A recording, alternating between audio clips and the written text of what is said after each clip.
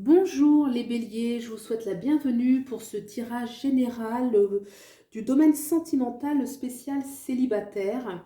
Donc je procède de la façon suivante. Les trois cartes ici vont nous parler de vous actuellement vis-à-vis de votre vie sentimentale. On va avoir des indications un peu sur le passé pour voir où vous en êtes aujourd'hui.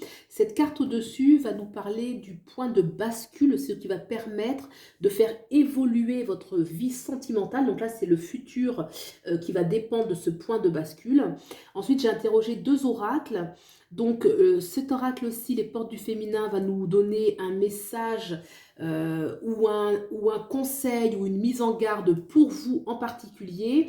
Et l'oracle du chakra du cœur ici en rose va nous donner une petite indication générale sur quelle pourrait être l'énergie de votre prochaine relation.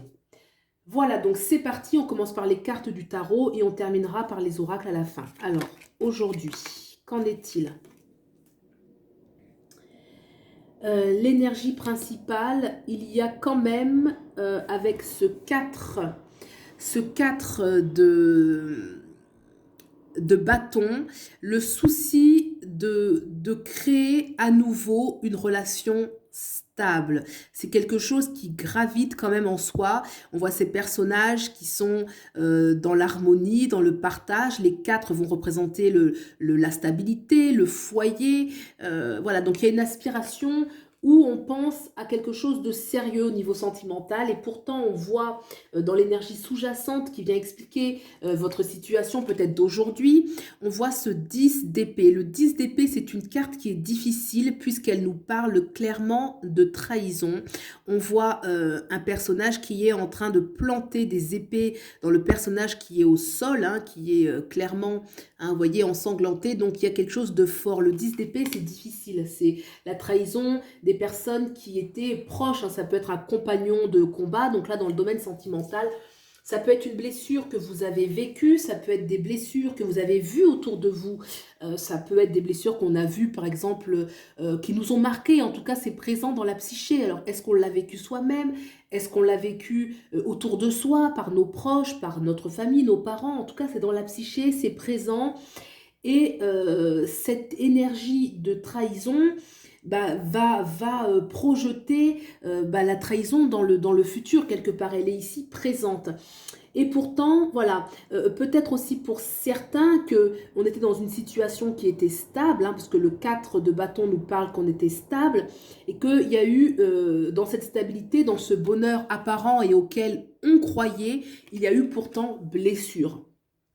On a ce 6 de bâton qui montre qu'on s'est battu pour sa propre victoire, qu'on s'est battu pour retrouver sa dignité, pour garder, oui, la tête haute. Le 6 de bâton, il y a une notion, regardez ce personnage qui est là, il tient fièrement un petit peu, dans son bâton, il y a le trophée, cette couronne de laurier, c'est le seul à la porter. C'est une énergie qui nous parle de victoire, parce qu'on l'a mérité, parce qu'on s'est battu, parce qu'on n'a pas renoncé.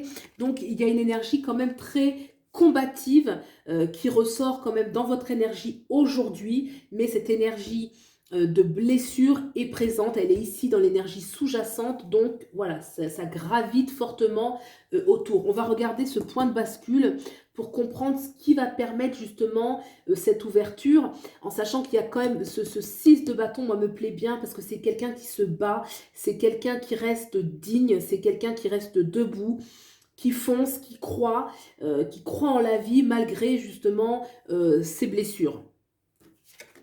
Et on a une superbe arcane qui est la 20. La 20, c'est le jugement. Le jugement, on va le prendre dans plusieurs sens. Le jugement nous parle d'un appel. Regardez ce personnage qui est ici, qui regarde le personnage au-dessus, qui est un personnage céleste, donc ça a une connotation spirituelle, divine, donc il va répondre à un appel. Cet appel, ça peut être celui de son cœur, ça peut être celui de son âme, ça peut être celui de ses guides. En tout cas, il y a une montée en vibration parce qu'on est capable de s'élever au-dessus des autres personnages. On voit les personnages en dessous qui, eux, ont peur de la lumière, et on peut voir par ces personnages nos sous-personnalités, nos nos peurs, les sous-personnalités en nous qui ont peur. Mais il y a un personnage en nous qui gagnera, qui vaincra.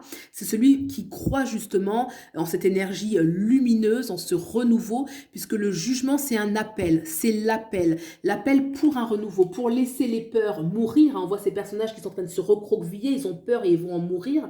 Et lui qui va s'éveiller à la vérité, à sa vérité. Le jugement nous parle aussi, le jugement, ça veut dire aussi le discernement.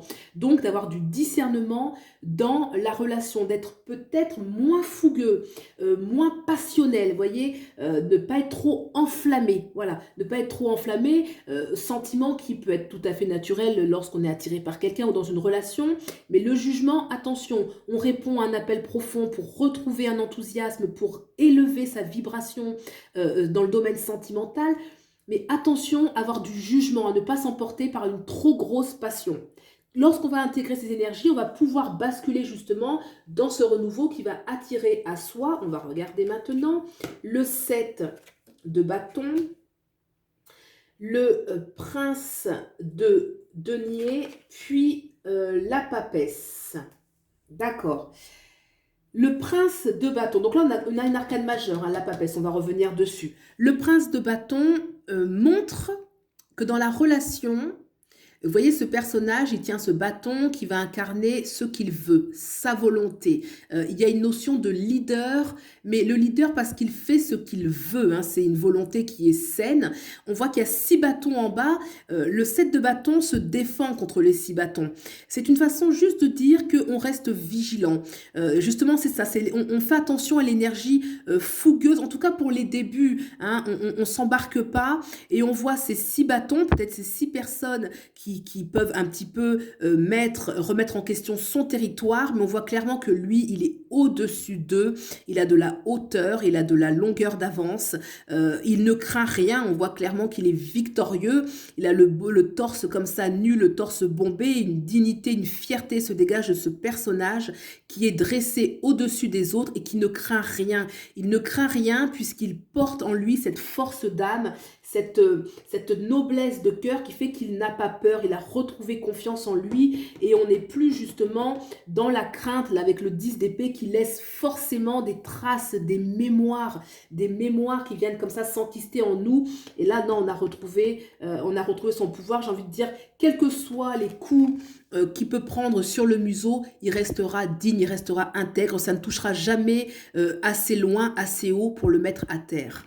Donc très belle énergie, vraiment très très belle énergie. On a ensuite ce prince de Pentacle. Le prince de Pentacle, c'est celui qui a l'enthousiasme pour concrétiser dans la matière sa volonté. Hein, on avait la volonté ici, l'affirmation de soi, parce qu'on s'affirme par rapport aux autres. Et là, on est capable de construire. C'est une carte qui montre qu'on va pouvoir construire une relation dans la matière. Concrètement, hein, on peut s'engager, on peut avoir des projets en commun. Le prince de Pentacle, c'est celui qui va savoir créer de la richesse matérielle. Ça peut être de l'argent, ça peut être construire, avoir un travail en commun, en tout cas tout ce qui touche à la matière. Le prince, c'est celui qui va être dévoué pour cette cause, il a la jeunesse, il a l'énergie, il a l'enthousiasme. C'est sûr que lorsqu'on a retrouvé confiance en soi et qu'on se sait, je ne vais pas dire invulnérable parce que ce serait peut-être prétentieux, mais qu'on se sent protégé par une certaine aura qu'on a développée, eh ben on est prêt à construire des choses et on est prêt à rentrer dans l'abondance facilement. On a l'énergie de la papesse. L'énergie de la papesse, on voit que c'est un personnage féminin, on va dire yin, hein, si vous êtes un homme, c'est-à-dire une énergie très intuitive, très séductrice. La papesse, elle garde son autonomie. La papesse, c'est une énergie qui invite à ne pas, comment dirais-je, la papesse, elle reste soucieuse de son bien-être. C'est une énergie yin, elle est capable de donner beaucoup, elle est capable de materner, elle est capable d'apporter énormément aux autres, mais elle garde sa liberté, la papesse. Regardez ce personnage qui dégage Il y a une certaine autonomie de femmes comme ça me fait penser un petit peu, peut-être 19e siècle, les femmes qui étaient différentes voilà, les femmes qui étaient indépendantes, si je puis dire, hein, sans rentrer dans des caricatures, mais elle est lettrée, vous voyez, elle lit, elle a une indépendance, elle a sa féminité qui est quand même dévoilée par les épaules qui sont dégagées. Voilà, la papesse, c'est un signe lunaire très intuitif où on va garder son autonomie, on va garder sa force yin. La force yin, c'est celle qui contient aussi tout l'émotionnel, donc on va pas le disperser dans des blessures ou autres, on va garder son intégrité. La papesse, c'est aussi une énergie très intelligente. Ça parle aussi, la papesse, qu'il y a de la gestation. Ça peut, pour certains, si c'est le cas, la papesse peut donner naissance. Hein, elle va incarner la mère. Donc la mère va être capable de porter la vie, bien évidemment, donner naissance à un enfant si on le souhaite, ou porter la vie, porter un projet, porter une relation, amener très loin en gardant son intégrité. C'est-à-dire que même si on est maman, on donne la vie, mais on reste femme. Si on est dans un couple, on est entière dans le couple, mais on reste indépendante. Si on crée un projet, quoi qu'on crée, on est capable de créer un autre, mais en restant dans son intégrité. Donc très très belle énergie. On va regarder maintenant ce que nous dit, ce que conseille l'oracle Les Portes du Féminin. L'orpheline.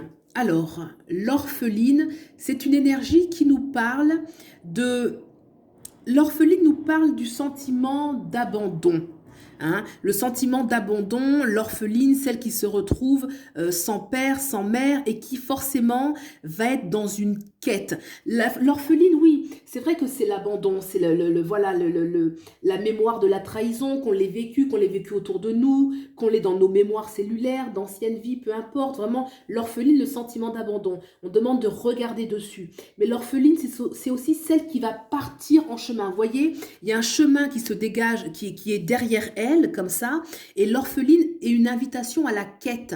L'orpheline, il y a celle qui va rester à pleurer parce qu'elle est seule, et celle qui va partir à la quête pour retrouver sa vraie famille de cœur, sa vraie famille d'âme.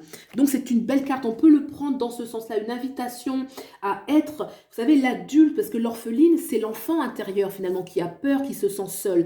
L'adulte que nous sommes devenus peut rassurer cet enfant intérieur, peut lui dire, bah, maintenant je suis là, je suis forte pour toi. On peut rassurer justement notre enfant intérieur s'il y a eu une blessure, parce que lorsqu'on est blessé, même adulte, c'est l'enfant qui revit en fait cette blessure de l'enfance qu'on a tous, hein, qui est la blessure de l'orphelin, du sentiment d'abandon, et qui est nourrie après par des expériences douloureuses. Donc l'orpheline, voilà, c'est ça, c'est vraiment se rassurer puisqu'on est là pour soi-même et se dire que voilà, on a continué à se battre et que ça va arriver, on est en chemin, on va y arriver. Il y a un appel ici, il y a vraiment un appel puissant qui va être le point de bascule et vraiment je vous invite à répondre à cet appel, à monter votre vibration et à laisser ces sous-personnalités, celles qui ont peur de l'abandon, mourir parce qu'il y a quelque chose de plus grand qui va s'offrir à vous, qui s'offre à vous. Alors maintenant, ce petit oracle, c'est juste une petite mise en lumière de l'énergie générale de voilà, votre future relation cette fois-ci. On est parti directement, on a fait un saut quantique, la future relation. Et j'ai, alors, personne divorcée. Personne divorcée. Personne divorcée, ça me dit que c'est une relation où il n'y a pas il y a pas d'histoire triangulaire. Donc c'est pas mal, ça veut dire que le chemin est fluide quelque part. Hein. Il n'y a pas de... vous savez, les relations où si vous rencontrez quelqu'un qui est pris, bah, ça peut vite tourner à la tragédie grecque un petit peu. Hein. Donc la personne divorcée, ça veut dire que les personnes sont détachées, hein, ça peut être vous, votre autre, détachées de l'ancien. Voilà, on est divorcé aussi des mauvais, du passé sentimental, des mauvais démons, de tout ce dont on doit se séparer. Et ça veut dire que personne divorcée, on peut recommencer, hein, on peut recommencer sur des bases nouvelles.